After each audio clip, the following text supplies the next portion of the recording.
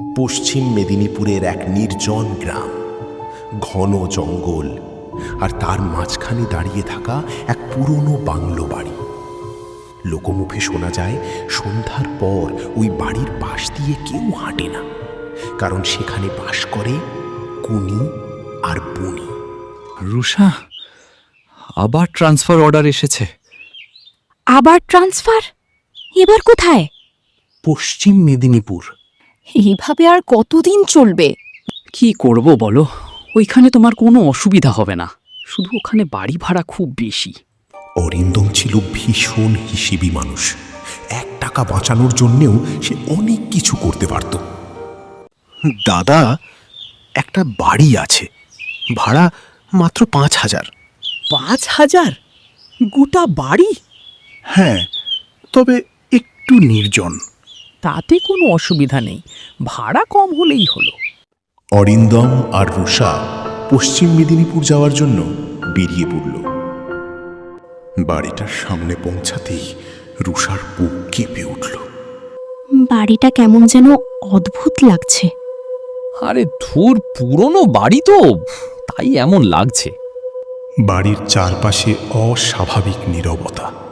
কোনো পাখির ডাক নেই, কোনো মানুষের শব্দ নেই, শুধু হালকা ঠান্ডা বাতাস, আর বাড়ির পিছনে ছিল ঘন ঝোপঝাড়। এগুলো কি?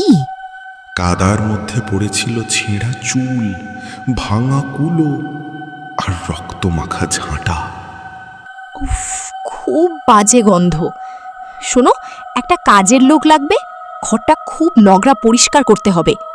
পরের দিন অরিন্দম সন্দীপনকে বলে একটা কাজের লোক জোগাড় করল। পরেই দীপালি এসে হাজির হলো। বৌদি, আমি দীপালি, সন্দীপন বাবু পাঠালো। এসো এসো, বাড়িটা পরিষ্কার করতে হবে। সব করব বৌদি, কিন্তু একটা কথা আছে। কি কথা? ঘরের কোণের ময়লাগুলো সরাবেন না। কেন? এই বাড়িতে কুনি বুনির বাস আছে। কুনি বুনি আবার কে? 2 অপদেবতা। ওরা রক্ত খায় আর বাড়ির পুরুষ মানুষকে বশ করে ফেলে। এইসব বাজে কথা আমি বিশ্বাস করি না। বিশ্বাস না করলেও এটা সত্যি। দীপালি কিছুতেই ঠিক করে পরিষ্কার করতে চাইল না, তাই রুষা বিরক্ত হয়ে তাকে তাড়িয়ে দিল। পরের দিন পুরনো আলমারির ভিতর থেকে রুষা একটা পুরনো ডায়েরি পেল। ডায়েরিতে লেখা ছিল, চন্ডু আমাকে ছাড়বে না, আমি যেখানেই যাই সে আমাকে খুঁজে নেয়। এই কি সব লিখেছে লোকটা? সেই রাতেই প্রথম আওয়াজটা শুনল রুষা। কি ওখানে? জানলার বাইরে অন্ধকার ঝোপের মধ্যে কেউ যেন ডাকছিল। রুষা ভয় পেল, কিন্তু অরিন্দমকে কিছু বলল না। আজ চিকেন আনলাম।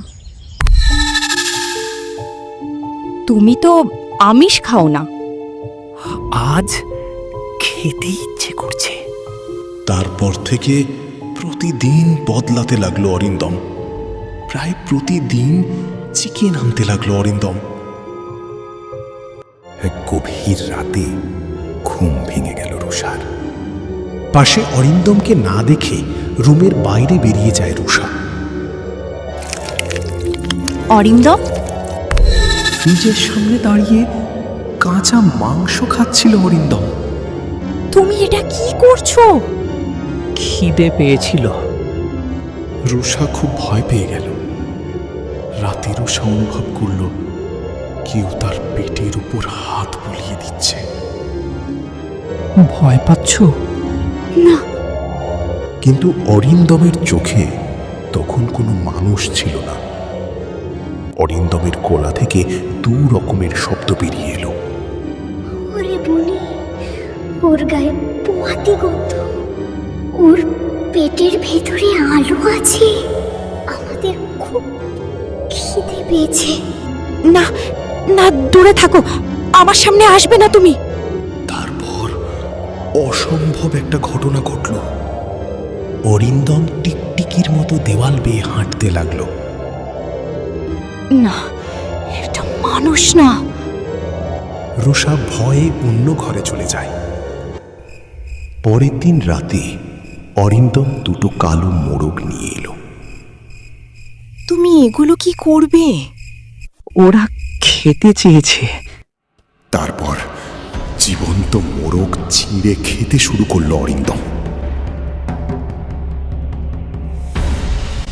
আমাকে পালাতেই হবে, আমার বাচ্চাকে বাঁচাতেই হবে। অন্ধকার বাগান পেরিয়ে দৌড়াতে লাগলো রুষা। গেটের কাছে পৌঁছাতেই জ্ঞান ফিরতেই রুষা দেখল সে আবার সেই বাড়িতেই বন্দী।